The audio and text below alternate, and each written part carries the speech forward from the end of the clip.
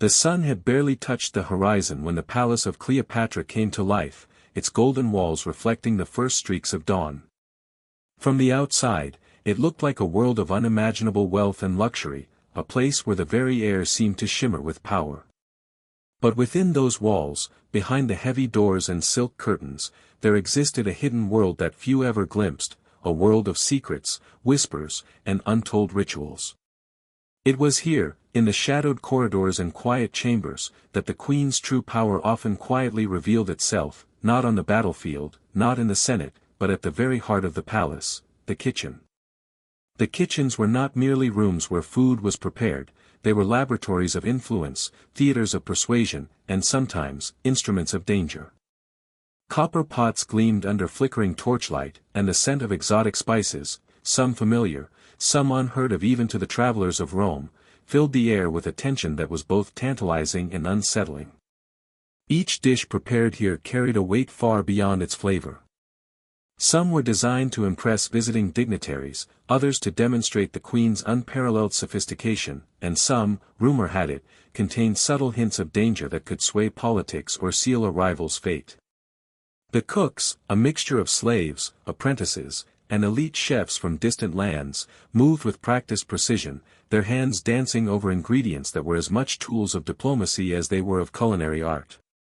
Every movement, every selection of herbs, every dash of spice was deliberate. Mistakes here were not merely culinary errors, they could carry consequences far beyond the kitchen.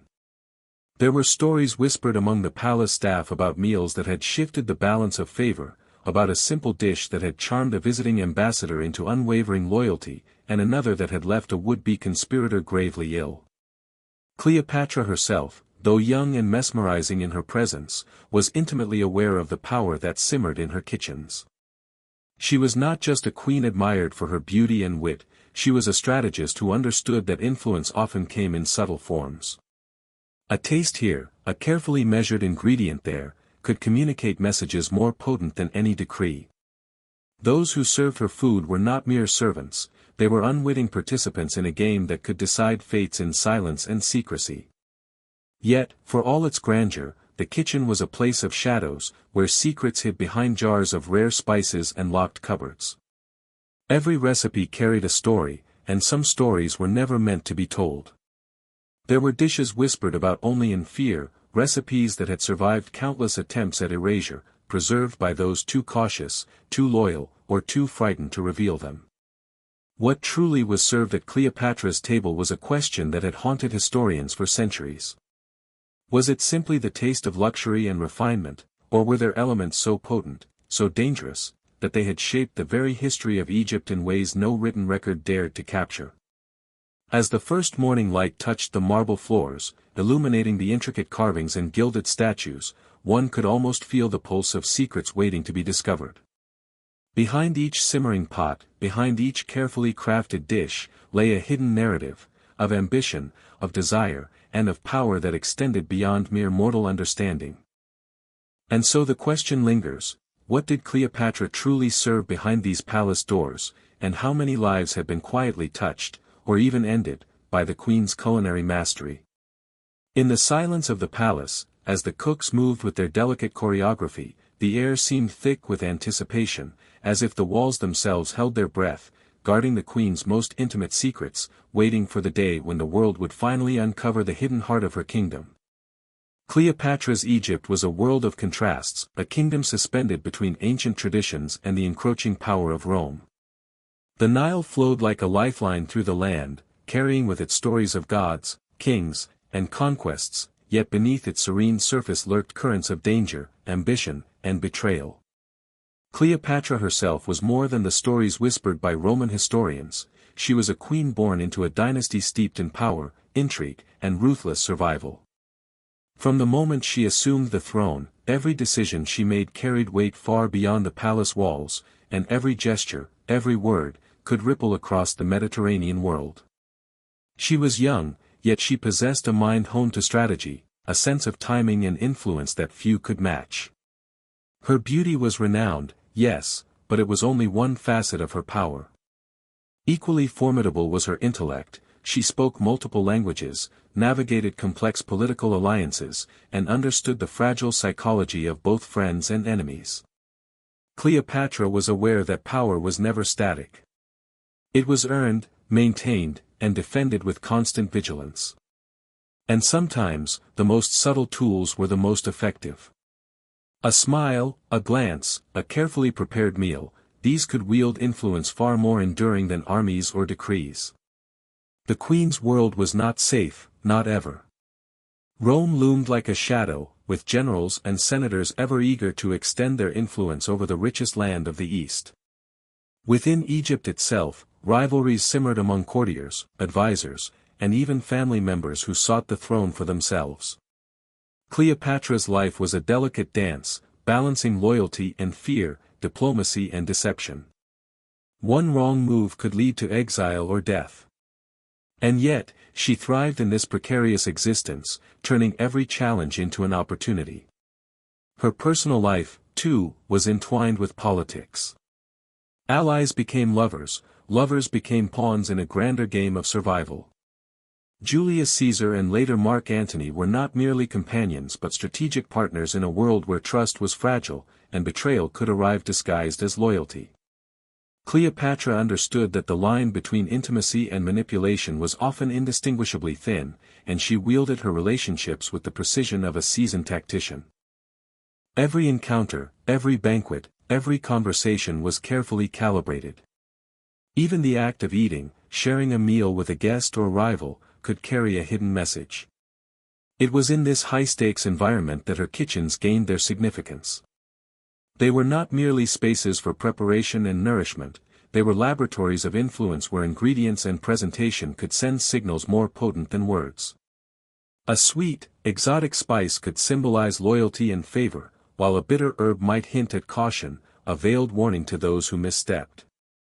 Her chefs, often unsung figures in history, operated under immense pressure. One misplaced ingredient, one misjudged recipe, could have ramifications far beyond the dining table. They were custodians of power, interpreters of the queen's subtlety, and sometimes, unwilling witnesses to schemes that would alter the fate of nations. Yet, Cleopatra was not a queen driven solely by politics or survival. She was deeply human, capable of tenderness, frustration, and joy. Letters, coins, and fragmented accounts reveal a woman who loved her people, celebrated beauty and art, and savored the pleasures of her world. Her banquets were as much an expression of this humanity as they were instruments of statecraft. Gold-encrusted plates, perfumed oils, and intricate pastries all told stories of culture, refinement, and ambition. Guests would leave her table awed, not merely by wealth, but by the subtle mastery of a woman who understood the psychology of power in ways that few ever could. Her curiosity extended beyond the political and the aesthetic. Cleopatra was fascinated by science, medicine, and the properties of food. Rumors suggest she experimented with ingredients not only for taste but for their effects on the body and mind. Some recipes were simple and celebratory, others were intricate, potentially dangerous, designed to impress or intimidate. And yet, she never revealed their secrets, guarding them with the same vigilance she showed for alliances and treaties. The question of what truly lay in her hidden kitchen, of what she served behind the locked doors, would haunt generations of historians, archaeologists, and storytellers. Even as Cleopatra's reign progressed, the pressures never eased. The palace was a constant theater of observation, where every gesture was scrutinized, every smile dissected. Diplomats, spies, and informants lingered in the shadows, reporting to distant powers, eager to exploit any weakness. And in the midst of this, the queen's culinary decisions carried subtle weight. A meal could seal an alliance, sway an undecided diplomat, or convey quiet defiance to a potential enemy. The hidden kitchen was not merely a place of sustenance, it was a stage upon which the grand drama of politics, power, and persuasion played out in silence. By the time the sun reached its zenith over Alexandria, Cleopatra's day would have already been shaped by 1,000 calculated choices, meetings, consultations, appearances, and countless small but meaningful interactions. Each decision could tip the scales of loyalty, each word or act could ignite jealousy or admiration. The kitchen, ever at the heart of the palace, was both refuge and instrument. And yet, as we peer into the reconstructed shadows of history, one cannot help but wonder, what truly lay behind the queen's culinary mastery? Were her recipes simply expressions of refinement, or did they conceal a deeper, more dangerous knowledge, wielded with the same subtlety and cunning that marked her rule? As the scene fades from the bustling court to the quiet, mysterious corridors of the palace, the tension lingers. Cleopatra's character emerges not as a distant legend, but as a living, breathing strategist and woman, navigating a world of peril and splendor with intelligence and charm. And in the distance, behind doors that no outsider may enter, the kitchens await, the silent witnesses to history, holding secrets that may never be fully revealed, waiting for the day when the hidden stories of power, influence, and danger are finally uncovered. The palace kitchens of Cleopatra were unlike any kitchens the world had ever seen. They were more than rooms for chopping, stirring, and boiling, they were the hidden heart of power, where every action could carry meaning far beyond flavor or nourishment. The moment one stepped inside, the air was thick with the mingling scents of exotic herbs, simmering meats, and sweet pastries, a perfume so potent it seemed to pulse with intention. Flickering torchlight danced on copper pots and golden utensils, illuminating rows of carefully arranged ingredients that had been gathered from the farthest reaches of the known world. Some were common, yet many were rare, imported from lands whose names most of Cleopatra's subjects could not even pronounce.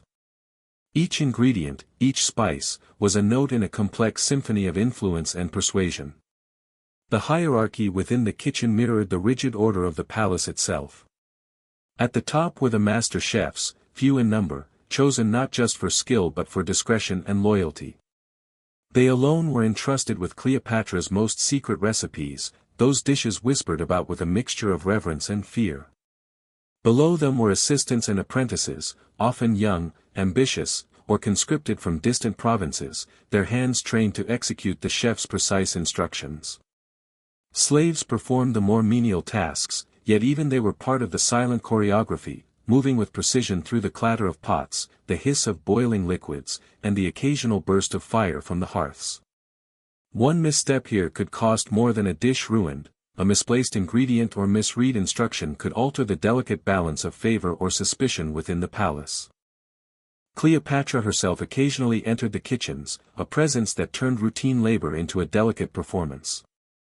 She watched with piercing eyes as ingredients were measured, stirred, and combined, as if she could read not only the recipe but the intentions of those who prepared it. Chefs spoke of her ability to discern subtle errors in flavor or texture with a glance, correcting them before a single bite reached the table. Some whispered that she had an almost supernatural sense of taste, an ability to detect the faintest trace of a spice, a hint of an herb, or even the faintest irregularity in a dish's effect. This was not merely culinary mastery, it was an extension of her political intelligence.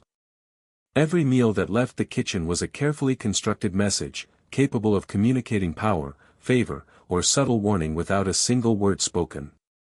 Yet, for all the grandeur and precision, there was a shadow that hung over these kitchens. Among the shining utensils and fragrant herbs lay hidden dangers. Certain spices, rare and potent, carried properties that were not fully understood even by the most learned apothecaries. Some ingredients were rumored to have effects on the body or mind, inducing lethargy, stimulating desire, or even bringing illness. The knowledge of these effects was jealously guarded, passed only from master to trusted apprentice, and always under the vigilant eyes of the queen. It was said that Cleopatra's most secret recipes were designed to be as persuasive as they were delicious, capable of influencing the emotions and loyalties of those who partook. A carefully crafted flavor might soothe a rival, a subtle bitterness could warn a potential traitor, and a rare spice could seal a bond of allegiance that words alone could not achieve. Within these kitchens, time seemed to operate differently. Hours could pass in near silence, broken only by the rhythmic chopping of vegetables, the careful stirring of sauces, or the quiet hum of a master chef instructing an apprentice. There were rituals for everything, the order in which ingredients were added, the manner in which pots were stirred, even the precise way a loaf of bread was shaped. Each action was steeped in both culinary and symbolic significance, and every motion carried the weight of history. Some chefs believed that they were not merely preparing food but performing acts that could sway destiny itself, feeding not just bodies but the invisible currents of power that flowed through the palace. The staff of the kitchens were as human as they were fearful. Some were ambitious, hoping to rise in favor by demonstrating their skill. Others were cautious, performing their duties with meticulous care to avoid drawing attention to themselves. Many feared the subtle power of Cleopatra's gaze and the potential consequences of failure. Chefs recounted stories of apprentices who made errors and were quietly removed from service, disappearing from the palace without explanation. Others spoke of rare occasions when a dish had gone horribly wrong, causing illness among visiting dignitaries, leading to whispered suspicions, investigations, and, in some cases, the ruin of reputations. The kitchens were a place where loyalty and fear intertwined, where skill could elevate a servant to prominence or doom them to obscurity, or worse. Beyond the staff, there were the ingredients themselves, each with a story of its origin. Dates and figs arrived from the fertile lands along the Nile. Spices and grains were traded from India, Arabia, and Africa. Rare herbs were brought from secret gardens tended only for the queen. Cleopatra demanded the best of everything, and she understood that some ingredients carried symbolic power as well as flavor. A dish might include a particular herb because it was associated with prosperity, or a fruit because it symbolized loyalty. In the hands of the queen and her trusted chefs, food became a language, a code that only those attentive to nuance could interpret. And yet, for all the meticulous planning, there remained mysteries. There were recipes that had been carefully hidden, scrolls that had been deliberately fragmented, and techniques that were whispered only at night, in hushed tones, far from the ears of outsiders. Some of these recipes were said to be dangerous, containing combinations that could overwhelm the body or cloud the mind. Others were purely indulgent, created to showcase wealth and sophistication. The line between delight and danger was often blurred, and it is precisely this ambiguity that has fascinated historians and storytellers for centuries. By the time evening descended upon the palace, the kitchens would fall silent, the flames dying down to embers, the staff exhausted but ever vigilant. Yet even in this quiet, the rooms seemed to hum with memory, holding the echoes of conversations, the faint sense of vanished meals, and the lingering presence of secrets too potent to speak aloud. What truly transpired within these kitchens, and how many of Cleopatra's subtle machinations were conducted through the art of taste and aroma, remains a tantalizing mystery. Every pot, every spice jar, every carefully prepared dish was part of a hidden narrative, waiting for the day when history might finally reveal the full extent of the queen's culinary power. The stories of Cleopatra's kitchen would remain incomplete without the voices of those who toiled within its walls, the chefs, apprentices, and attendants whose lives were quietly intertwined with the queen's power. They were witnesses to a world that outsiders could never glimpse, living at the intersection of loyalty, fear, and ambition. Their days began before dawn and ended long after the last banquet had concluded, their hands stained with the oils and juices of exotic ingredients, their minds always alert to the queen's unpredictable whims. They were the unsung chroniclers of history, observing every interaction, every expression, every subtle gesture that could reveal a shift in favor or the faintest hint of danger. Among the chefs, there were those who had served the royal family for decades, having learned the hidden language of ingredients from their predecessors. They knew which herbs could calm a restless visitor, which spices could elicit admiration, and which rare fruits were considered omens of prosperity or warning. Their knowledge was sacred, passed down through hushed instructions and secret notes scrawled on fragile parchment.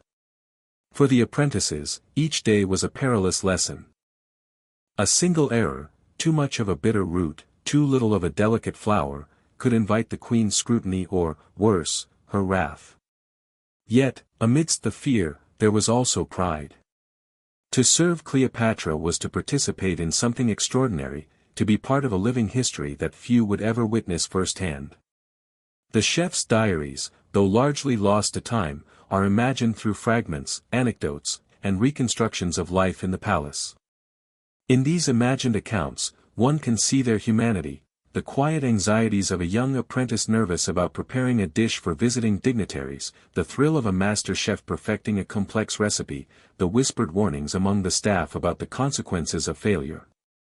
They reveal a constant tension between obedience and creativity, between caution and ambition. Every dish carried with it a responsibility not just for flavor, but for the delicate balance of influence within the palace. The kitchen was a theater, and the chefs were both performers and pawns, their skills wielded as instruments of subtle persuasion. The human drama of the kitchen was heightened by the personalities of those who worked there. Some were meticulous, exacting in every measurement and movement, treating their work as a form of sacred devotion. Others were more intuitive, experimenting with combinations of spices and ingredients, seeking to delight the queen and perhaps gain favor. Rivalries simmered beneath the surface, whispered arguments over methods, loyalty, or recognition. Alliances formed quietly, shared in stolen moments by those who knew that survival in Cleopatra's kitchen depended not only on skill but on careful observation and discretion. And then there were the quiet ones, staff who kept to themselves, careful to avoid attention, yet who sometimes held the most crucial knowledge, having silently witnessed secrets that could shape the court's fate. Beyond the mechanics of cooking, there was the element of risk. Certain dishes were rumored to have effects that went beyond taste, affecting mood, energy, or even health. Chefs had to master not only the flavors but also the consequences of their creations. A miscalculated combination could produce unexpected illness, a bitter note could sour an important relationship, and a too sweet dish could reveal naivety or overindulgence. In this way, the chefs were more than culinary experts, they were guardians of subtle power, mediators between the queen's intentions and the reactions of those she sought to influence. Theirs was a responsibility that carried the weight of history, though few could ever recognize it.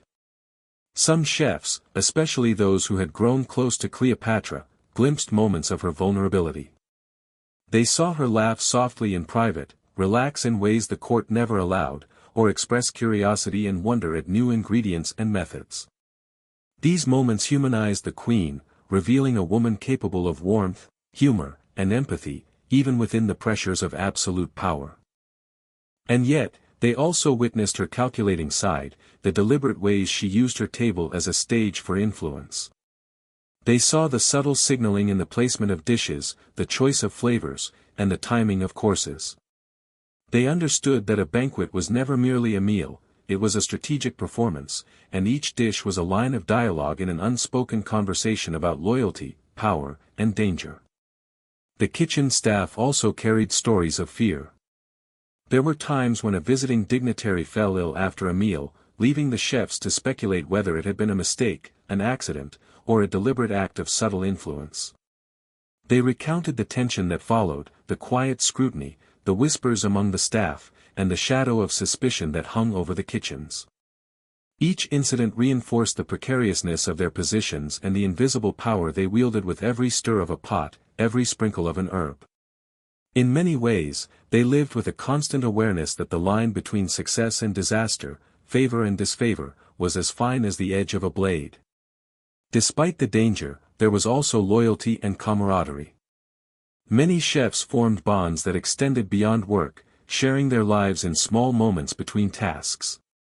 They celebrated minor victories, supported each other through mistakes, and found ways to navigate the pressures of palace life together. Their stories reveal a human side to a world often defined by legend, individuals who lived, breathed, and struggled within the gilded cage of the royal kitchens. And so, the hidden world of Cleopatra's chefs remains one of mystery and fascination. Through their imagined voices, we glimpse the interplay of fear, ambition, loyalty, and creativity that defined life behind the palace walls. They were custodians of secrets, interpreters of subtle messages, and participants in a drama that extended far beyond the kitchen itself. In their hands, ingredients became instruments of persuasion, and recipes became narratives of power, subtlety, and influence. As we leave the quiet corners of the kitchen and move toward the tantalizing allure of Cleopatra's most exotic ingredients, one question persists: what secrets, what hidden intentions, and what untold stories lie locked within the recipes of the queen herself, waiting to be discovered by those who dare to look beyond the surface. Cleopatra's culinary world was defined not only by her mastery of flavors but also by the rare and exotic ingredients she commanded, each carrying with it a story, a history, and sometimes, a hidden power. The queen had access to goods from across the known world, saffron from Persia, cinnamon and cardamom from distant Arabia, honey from the Nile's wild hives, and fruits so rare they were almost mythical in their rarity. Each ingredient was carefully chosen, not just for taste, but for symbolism. Certain spices were believed to bring health and vitality, others to signify wealth and status, and some were rumored to have properties that could affect mood, perception, and even desire. Cleopatra's table, then, was a tapestry of both flavor and subtle influence, woven together with meticulous care. The logistics of acquiring these ingredients alone were a feat of sophistication. Merchants and traders from distant lands were summoned to Alexandria, bringing treasures in the form of dried roots, exotic fruits, and rare herbs.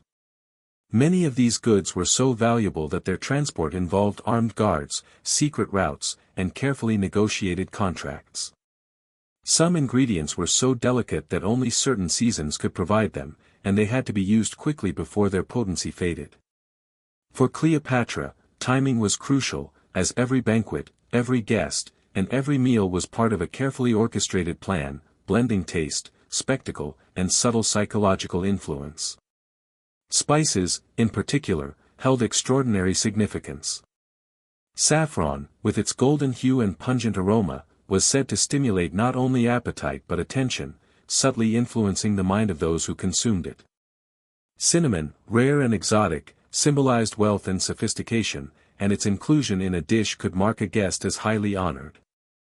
Cardamom, black cumin, and myrrh were used with precision, sometimes mixed to create flavors that surprised, delighted, or even unsettled. These were not mere flavorings, they were instruments of persuasion, capable of shaping perceptions, altering moods, and reinforcing Cleopatra's carefully maintained aura of power.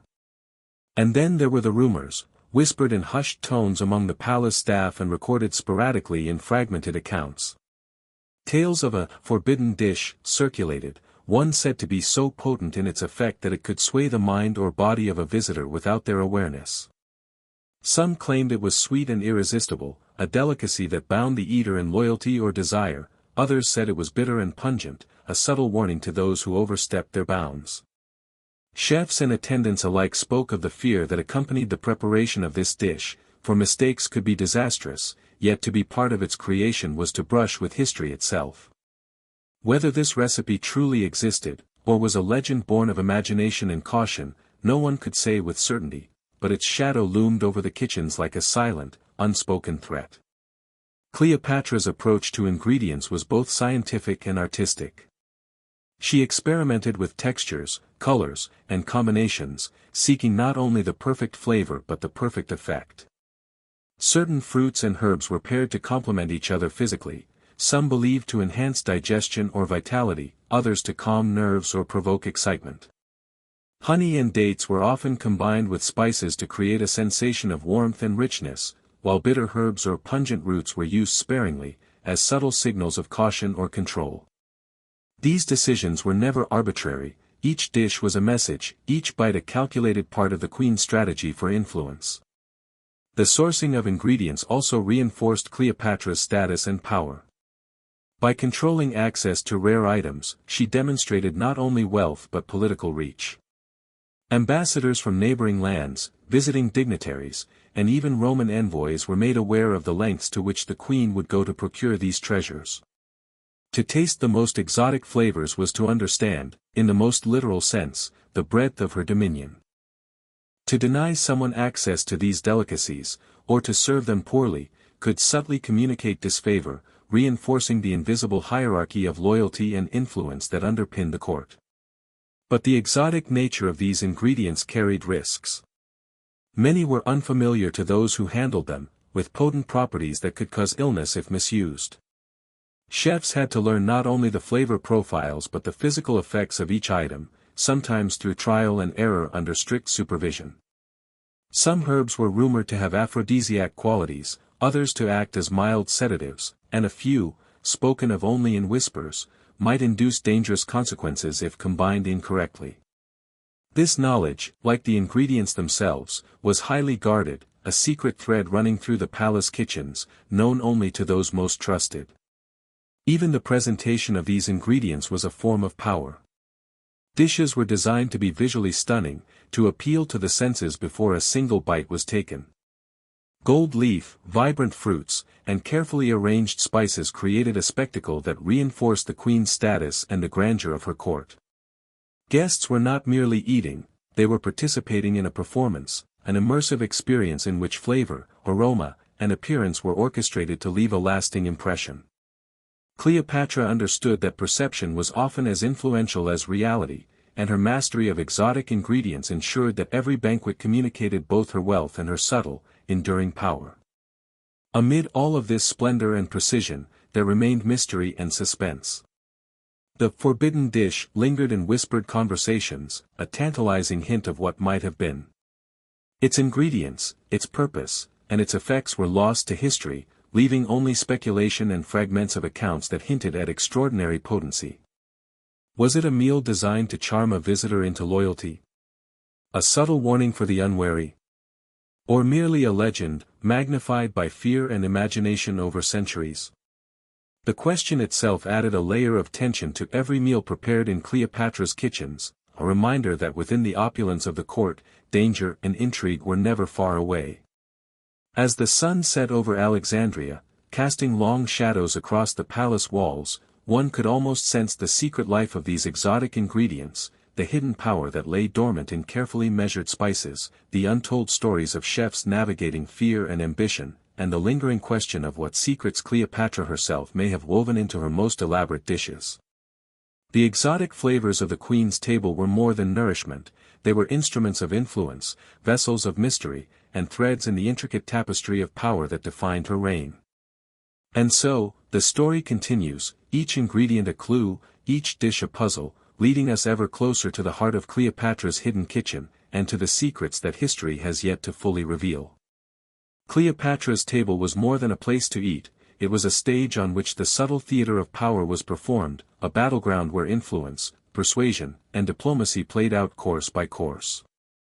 Every banquet was carefully choreographed, every dish meticulously designed, and every ingredient chosen not only for taste but for the psychological and political effect it would have on the guests. The queen understood that a single meal could change loyalties, secure alliances, or expose weakness, and she wielded this knowledge with the precision of a master strategist. Guests arriving at the palace were greeted by a spectacle of opulence. The halls were lined with golden statues, intricate mosaics, and tapestries depicting the history and grandeur of Egypt. The aroma of rare spices and roasted delicacies filled the air, mingling with the subtle fragrance of flowers strategically placed to create both comfort and awe. But Cleopatra's banquets were not merely about impressing the senses, they were a language, a silent dialogue between the queen and those who sat before her. The seating arrangements, the order in which dishes were served, even the color and texture of the food, conveyed meaning. A dish presented at the beginning of a banquet might signal respect or favor, while a subtle twist in a later course could communicate caution or disapproval. Every detail was deliberate. Chefs worked behind the scenes, executing recipes that were as much instruments of diplomacy as they were culinary creations.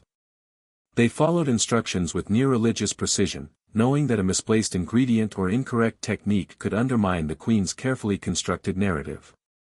Some dishes were designed to flatter the palate and the ego, their flavors carefully balanced to encourage agreement or admiration.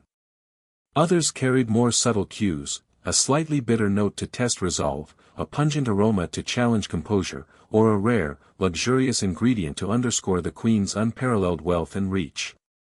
Those who dined at Cleopatra's table were not merely guests, they were actors in a silent drama, responding to the cues embedded in each carefully crafted course. Diplomats and emissaries from Rome and beyond were particularly susceptible to this intricate performance. Cleopatra knew their desires, their ambitions, and their insecurities, and she used food as one of her most potent tools of persuasion. A single bite of a perfectly spiced dish could soften suspicion, create admiration, or instill a subtle sense of indebtedness. Meals became a form of psychological leverage, shaping opinions and decisions without a word spoken. The queen's understanding of human nature was profound, and she wielded it as deftly as any general commanding an army. Yet the stakes were high. One poorly executed dish could undo months of careful negotiation, or worse, spark suspicion among allies. Chefs were acutely aware of the tension inherent in their work, moving with disciplined precision while carrying the weight of the kingdom on their shoulders. Apprentices learned that their hands were instruments not only of taste but of influence, their actions capable of shaping the course of events in ways they might never fully comprehend. Each meal carried the potential for triumph or disaster, a delicate balance between art, science, and strategy. In addition to political manipulation, Cleopatra's culinary rituals were imbued with cultural and symbolic significance. Ingredients and dishes were chosen to reflect the cycles of the Nile, the favor of the gods, and the prosperity of the land. Certain spices were believed to bring fortune or protect against misfortune, specific fruits or grains symbolized loyalty and abundance. Through these subtle cues, Cleopatra's banquets reinforced her legitimacy as a ruler, portraying her not merely as a monarch but as the living embodiment of Egypt's wealth, wisdom, and divine favor. Guests were not only fed, they were educated, warned, and persuaded, all under the guise of shared pleasure and refined taste. But it was not just diplomats and dignitaries who felt the weight of Cleopatra's influence. Courtiers, advisors, and palace staff were constantly aware that their place at the table, the portions they received, or the dishes chosen for them could reflect their standing in favor with the queen. A carefully timed offering might elevate a loyal servant, while an overlooked dish could signal subtle disfavor. This silent communication extended even to the interactions among the guests themselves, creating a complex web of alliances, rivalries, and obligations, all orchestrated through the medium of food. Some historians suggest that Cleopatra's meals may have even carried more dangerous undertones. Rumors of subtle poisons, ingredients with physiological effects, or experimental blends that could alter mood or perception circulated quietly among the staff. While concrete evidence is scarce, the mere possibility added a layer of tension and awe to every banquet. Guests were aware, even subconsciously, that beneath the beauty and sophistication of the table lay a power they could neither fully see nor control. Every bite carried a dual purpose, delight and influence, pleasure and subtle warning. Through these culinary rituals, Cleopatra demonstrated a profound understanding of human psychology and political strategy. She manipulated desire, perception, and loyalty with a sophistication that few could match. The act of sharing a meal became a tool for negotiation, an instrument for persuasion, and occasionally, a silent test of character. In her hands, food was transformed from mere sustenance into a language of power, capable of shaping decisions, alliances, and even the course of history itself.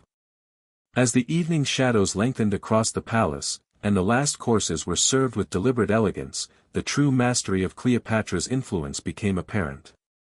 Each guest, each diplomat, each advisor left the banquet not only sated but subtly altered, their thoughts and intentions influenced by flavors, aromas, and the silent messages embedded within every dish. And yet, even as the banquets concluded and the palace quieted, one could sense that the most profound secrets remained unseen.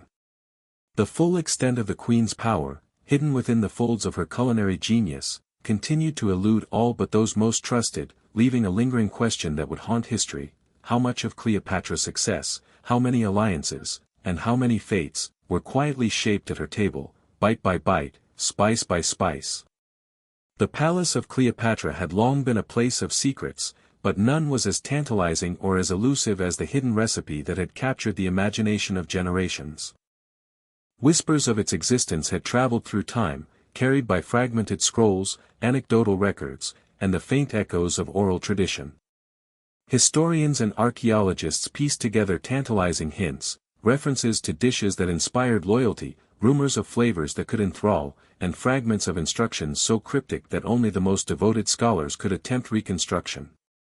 And now, after centuries of speculation, evidence began to surface suggesting that Cleopatra's most secret creation might finally be glimpsed, a recipe so carefully guarded that it had survived deliberate erasure, hidden away from all but the most trusted of the queen's attendants.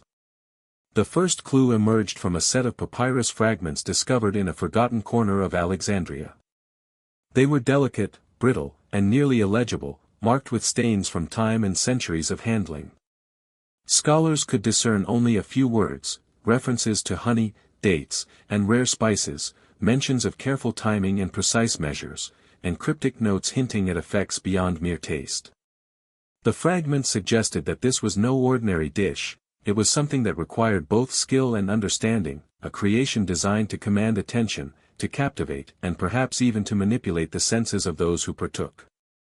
Even the most experienced historians paused in awe, recognizing that within these scraps of text lay a shadow of genius, a whisper of Cleopatra's hidden power. As the fragments were examined further, patterns began to emerge. Certain ingredients were paired repeatedly, their combination suggesting effects that went beyond flavor. Honey appeared alongside herbs known for medicinal or mood-altering properties, while fruits of unusual origin were mentioned alongside pungent spices that might stimulate the senses. The scholars realized that Cleopatra's kitchen was not only a place of art but of experimentation, blending gastronomy with science in ways that were centuries ahead of her time. It was a discovery that both exhilarated and unnerved those studying it, a recipe that could influence perception and emotion, written in the language of flavor and hidden in the minutiae of timing and technique. The process of reconstruction was painstaking.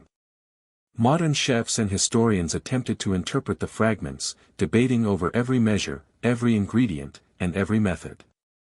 Some argued that the instructions were metaphorical, that the recipe was as much symbolic as practical. Others insisted that Cleopatra had intended precise effects, scientifically calibrated to achieve subtle influence. Each attempt brought new revelations, aromas that were intoxicating, flavors that seemed almost magical, sensations that shifted subtly as the dish was consumed. And yet, no reconstruction could claim to be complete. Key components were missing, lost to history, leaving only the ghost of the original creation, a tantalizing promise of what once existed. Complicating matters was the secrecy with which Cleopatra's kitchen had operated. Her chefs, aware of the delicate power inherent in certain recipes, had kept their knowledge guarded, sharing only with apprentices they deemed trustworthy. Any discussion of effects, subtle manipulations, or rare ingredients was often conducted in hushed tones, accompanied by gestures and coded instructions. It was as though the kitchen itself was alive with secrecy, a living repository of power that could neither be fully understood nor fully revealed. Scholars speculated endlessly on what the final dish might have achieved. Was it designed to secure loyalty, to impress foreign dignitaries, to test the character of a visitor, or something far more mysterious and dangerous? Modern experimentation brought new perspectives. Culinary historians, eager to explore Cleopatra's ingenuity, attempted to recreate the recipe using historical methods and ingredients as faithfully as possible. They sourced honey from Egyptian hives, rare spices from distant lands, and fruits cultivated according to ancient techniques. Each attempt was an exercise in precision, a delicate dance between scholarship and intuition. As the dishes were prepared, the kitchen became a stage where the past came alive. Aromas drifted through the air, evocative of an age long gone, each flavor a bridge connecting the present to a queen who had wielded her power in ways both subtle and extraordinary. Yet with every attempt came more questions. Even when flavors approximated those described in the papyrus fragments, something always seemed missing, a nuance of timing, a subtlety of combination, an effect that could not be fully replicated. It was as if Cleopatra had infused the dish not just with ingredients, but with intention, understanding, and perhaps even personality. The more historians and chefs studied, the more apparent it became that this was not merely a recipe but a carefully orchestrated experience, designed to elicit responses that could not be measured solely by taste. The hidden recipe had layers, of flavor, of meaning, of influence, that extended far beyond the dining table, reaching into psychology, diplomacy, and human behavior itself. Rumors of the dish's effects added a layer of suspense and fear. Some fragments suggested it might sway emotions, perhaps inspiring devotion, admiration, or even desire. Others hinted at subtler manipulations, sharpening focus, heightening awareness, or instilling calm in moments of tension. While these effects remain speculative, they underscore the genius of Cleopatra's approach. She understood human nature profoundly, and she leveraged every tool at her disposal, even the food she served, to guide outcomes and shape loyalties. The kitchen, long overlooked in historical narratives, emerges as a site of quiet power, where the queen's influence extended far beyond her visible authority. As the fragments were cross-referenced with accounts of her banquets and the stories of her chefs, a portrait of Cleopatra's mastery began to emerge. This was a queen who combined intellect, observation, and intuition with practical skill, a woman who understood that influence often worked best when subtle, invisible, and memorable. The hidden recipe was not merely a culinary curiosity, it was a testament to her genius, an artifact of psychological and political strategy encoded in flavor, aroma, and presentation. Its partial reconstruction offered a glimpse into a world of calculated persuasion, a secret history in which food became an instrument of power, and where taste and diplomacy converged in ways few could imagine. Despite centuries of study, the recipe remains incomplete. Scholars continue to debate its true purpose and effect, while culinary historians attempt to approximate the flavors, aromas, and sensations that Cleopatra once commanded. The mystery endures, heightened by the gaps, the lost components, and the impossibility of fully recreating her intentions. And it is precisely this incompleteness that fuels the fascination, the sense that somewhere in the ancient past, in the flickering torchlight of a royal kitchen, Cleopatra wielded her culinary genius in a manner so subtle, so calculated, and so powerful that its full impact may never be known. Even today, the search for understanding continues. Every reconstruction, every study, every taste test brings us closer to glimpsing the brilliance of Cleopatra's hidden kitchen, yet the final truth remains elusive. The recipe is a tantalizing shadow, a whisper of history that challenges scholars, chefs, and storytellers alike. Its allure lies not only in its mystery but in the realization that behind every feast, every banquet, and every meal in the queen's palace, there may have been secrets, experiments, and intentions so powerful that they shaped the course of history itself, quietly and invisibly, bite by bite. Modern culinary historians approached Cleopatra's hidden recipe with a mixture of excitement, reverence, and trepidation. They were acutely aware that what they were attempting was not merely the recreation of a dish, but an exploration into the mind of one of history's most brilliant and enigmatic figures. The fragments of papyrus offered clues, but much was left to interpretation. Every step, every ingredient, and every technique had to be inferred, reconstructed from historical context and painstaking research. The kitchens of Alexandria were long gone, replaced by modern facilities, yet the researchers sought to evoke the same atmosphere that Cleopatra's chefs would have known, a balance of precision, intuition, and artistry. The process began with the ingredients, many of which were rare or nearly impossible to source authentically. Honey was obtained from hives reminiscent of ancient Egyptian methods, while dates and figs were cultivated in soils designed to replicate the subtle flavors of the Nile's floodplains. Exotic spices traveled from distant lands, their origins and quality carefully documented to mirror the prized imports Cleopatra herself would have demanded. Even the method of preparation required ingenuity. Fire had to be controlled to simulate the wood-burning hearths of the palace, and utensils were selected to reflect the materials available in antiquity, copper pots, stone mortars, and wooden spoons, each adding subtle variations in heat and texture. As the chefs began to assemble the dish, they were struck by the complexity of Cleopatra's design. Ingredients that seemed ordinary on their own transformed into a symphony of flavor when combined in precise measures. Honey, when blended with rare spices and fruits, created not only sweetness but an undertone of depth that lingered on the palate. Herbs suggested hints of aroma and influence, engaging the senses in ways that were both subtle and commanding. Timing proved to be as important as composition, the sequence of addition, the moment of stirring, and even the order of heating affected the final result, producing layers of taste that shifted as the dish was consumed. It was a delicate choreography, and the chefs felt as though they were dancing with history itself. Early tasting sessions produced reactions that were as enlightening as they were surprising. Culinary historians noted that the dish seemed to evoke emotions in ways they had not anticipated. Some tasters experienced a sudden warmth and alertness, a sense of energy and focus that lingered long after the bite. Others described a quiet pleasure, a satisfaction not just from flavor but from the subtle harmony of the ingredients, as though Cleopatra's hand were present, guiding their senses.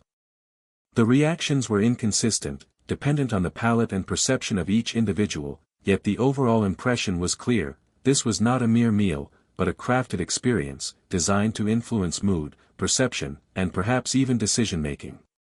The chefs were careful to document every nuance, recording temperatures, proportions, textures, and timing with meticulous precision. Every detail mattered. A slight deviation in the ratio of spice to fruit could change the experience entirely, producing a harsher or milder effect. A change in heating method could alter the aroma and depth of the dish, shifting its impact on the senses. It was as if Cleopatra herself had encoded her wisdom into the very fabric of the ingredients, a subtle genius that required both respect and careful observation to decode. Beyond the physical sensations, there was a psychological effect that researchers could not ignore. The act of tasting the recreated recipe, fully aware of its history and the mystique surrounding it, produced a heightened sense of attention and curiosity. Participants reported feeling as though they were glimpsing a world long lost, a direct connection to a queen who had wielded her intellect, charisma, and culinary skill as instruments of power.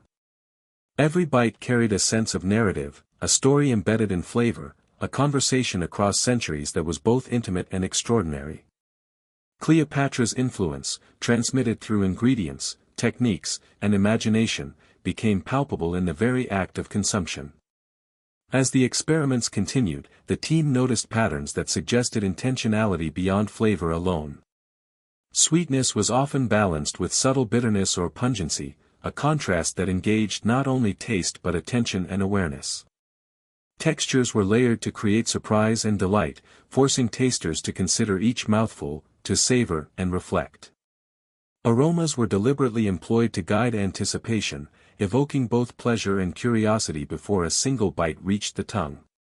In essence, the dish operated on multiple levels, appealing to mind, body, and senses simultaneously, a hallmark of Cleopatra's genius, and a testament to the sophistication of her hidden kitchen. Some participants were moved in unexpected ways. A diplomat-turned-historian described a sensation of reverence and awe, as though the flavors themselves carried authority and confidence. A chef reported a sudden inspiration, a new understanding of balance and composition, as though Cleopatra's own mastery were teaching them across millennia. And yet, not all experiences were straightforward. Some tasters experienced fleeting disorientation, subtle shifts in perception or mood, leading the team to speculate that Cleopatra may have intentionally incorporated effects that influenced awareness and cognition. It was a powerful reminder that the Queen's culinary genius extended far beyond taste. It was a form of communication, a subtle and sophisticated tool for engagement, influence, and perhaps even manipulation. The recreated dish also prompted reflection on the human stories behind its creation. Imagining Cleopatra's chefs navigating pressure, secrecy, and high stakes added an emotional depth to the exercise. The kitchen was a theater of tension, where loyalty, fear, and ambition intertwined. Every stir of the pot, every carefully measured pinch of spice carried weight beyond flavor, affecting both the palace's hierarchy and the Queen's relationships. The modern chefs felt a kinship across time, understanding the courage, skill, and ingenuity required to execute a recipe with consequences so profound, yet often invisible to the casual observer. By the end of the testing phase, a consensus began to emerge. Cleopatra's hidden recipe was not just a culinary marvel, it was a sophisticated instrument of influence, a narrative woven from taste, aroma, texture, and intention. It operated on psychological, emotional, and sensory levels, engaging guests in a dialogue without words, subtly shaping perception, loyalty, and even behavior. It was a rare intersection of art, science, and strategy, a testament to the queen's brilliance and the ingenuity of those who served her. Even now, centuries later, the recreated dish offers more than flavor, it provides insight into a world where power, diplomacy, and human experience were intertwined with the simplest and most profound act, sharing a meal. Cleopatra's hidden kitchen, once shrouded in secrecy, emerges through these experiments as a space of intelligence, artistry, and subtle mastery, a realm where taste became a tool of influence and where every ingredient carried the weight of history. And yet, as researchers and tasters alike reflect on the experience, a lingering question remains: if a dish could wield such power over senses and perception, what other secrets of influence and genius might have been lost to time, waiting to be discovered by those who dare to look beyond the surface? Cleopatra's influence extended far beyond the opulence of her court and the immediate pleasures of her banquets. The hidden recipes and culinary innovations that flourished within her kitchens were not mere indulgences, they were instruments of diplomacy, power, and subtle persuasion. Each meal served in the grand halls of the palace carried with it layers of meaning, communicating messages that words alone could never convey.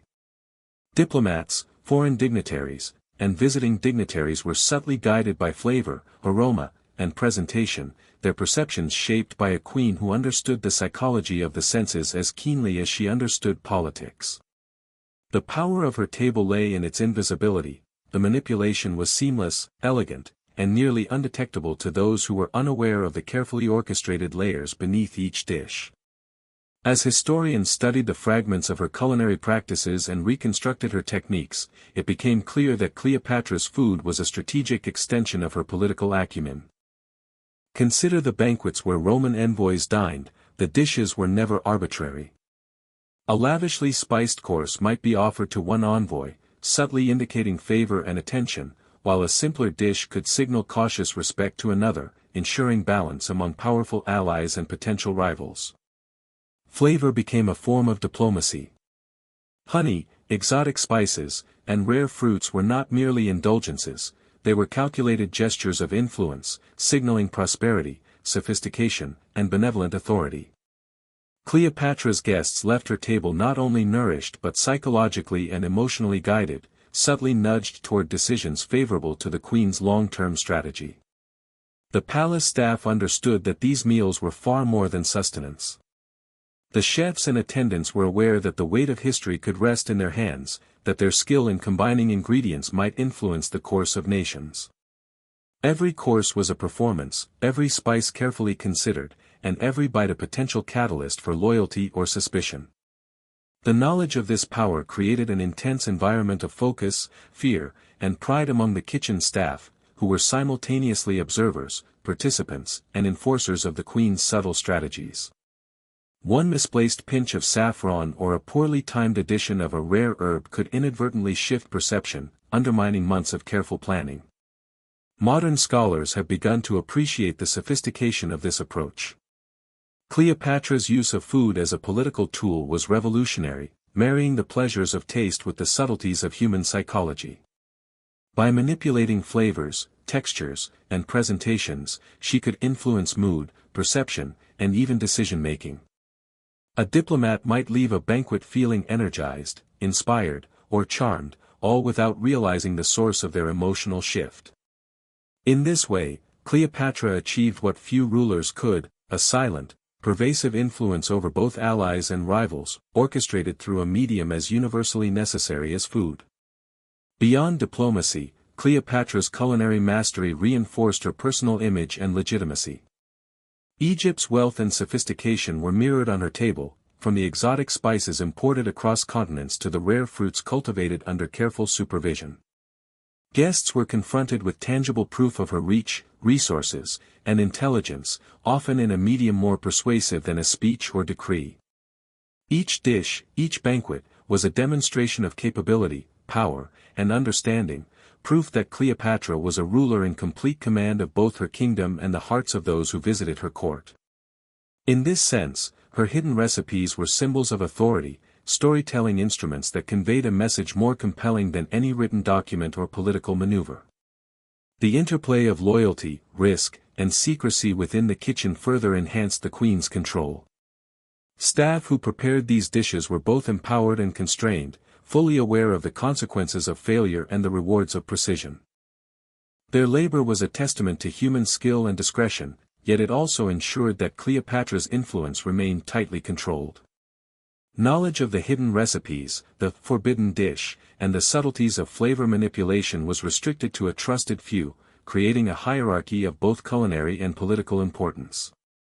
In this sense, the kitchen itself became a microcosm of power, where control over information, skill, and performance mirrored the broader dynamics of the palace and court. The effects of these culinary strategies were not merely theoretical. Contemporary accounts hint at the influence that Cleopatra's feasts had on international relations, personal alliances, and the perceptions of powerful visitors. Roman generals and envoys, despite their political training, reportedly found themselves enchanted by the queen's presence, charm, and intelligence, elements subtly reinforced by the culinary environment she cultivated. Even without modern scientific understanding, Cleopatra recognized the psychological impact of shared meals, the importance of atmosphere, and the potential of flavor to sway emotion and loyalty. Her genius lay not just in knowledge but in her ability to apply it with precision, subtlety, and elegance. Yet, within this power lay danger. The very secrecy and sophistication that made Cleopatra's culinary strategies effective also carried inherent risks. A recipe misinterpreted, a dish poorly executed, or an ingredient mishandled could undo influence, spark suspicion, or even threaten lives. The stakes for her chefs were immense, and the weight of responsibility must have been suffocating at times. Each staff member existed in a world where success brought prestige and failure could result in disappearance, disgrace, or worse. The tension that pervaded the kitchens, the attention to detail, and the constant vigilance required to maintain perfection underscore the complexity and high stakes of life behind the palace walls. Modern recreations of Cleopatra's dishes, though far removed from the political consequences of the ancient court, hint at the subtle genius embedded in her culinary work. Researchers note that even approximations of her recipes elicit emotional and psychological responses, suggesting that the queen's manipulations may have been as effective as they were sophisticated. Every flavor, every texture, and every aromatic note carried intention, a testament to the queen's extraordinary understanding of human perception and influence. The act of tasting, then, becomes a window into history, allowing us to experience the intersection of power, intellect, and artistry that defined Cleopatra's reign. Ultimately, the legacy of Cleopatra's hidden kitchen extends far beyond food. It reveals a ruler who understood that influence could be exercised subtly, strategically, and persuasively, and that even ordinary human experiences, eating, smelling, tasting, could be harnessed to shape outcomes, relationships, and history itself. The queen's genius was not confined to the throne room or battlefield. It thrived in the quiet, hidden corners of her palace, in the aroma of rare spices, the careful layering of flavors, and the unseen guidance of hands trained in both culinary skill and political subtlety.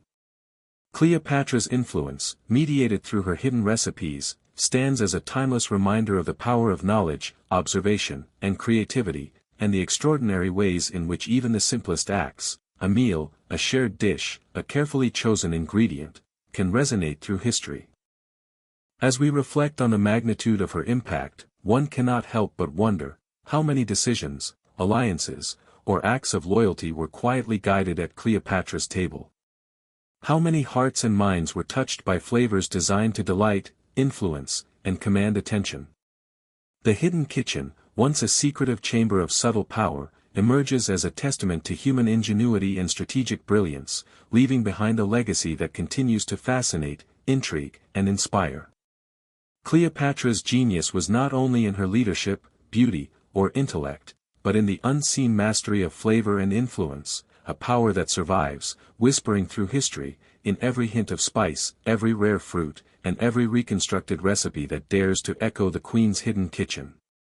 The story of Cleopatra's hidden kitchen reaches its climax not in the grandeur of the palace halls, but in the quiet, almost imperceptible moments where genius, secrecy, and danger converged. The so-called forbidden dishes were no myths, they were carefully orchestrated creations, designed to captivate the senses, influence perception, and subtly shape the decisions of those who dined with the queen. Each dish required exacting precision, a delicate balance of timing, temperature, and composition, and the consequences of error could ripple far beyond the kitchen, affecting alliances, loyalties, and reputations within the palace.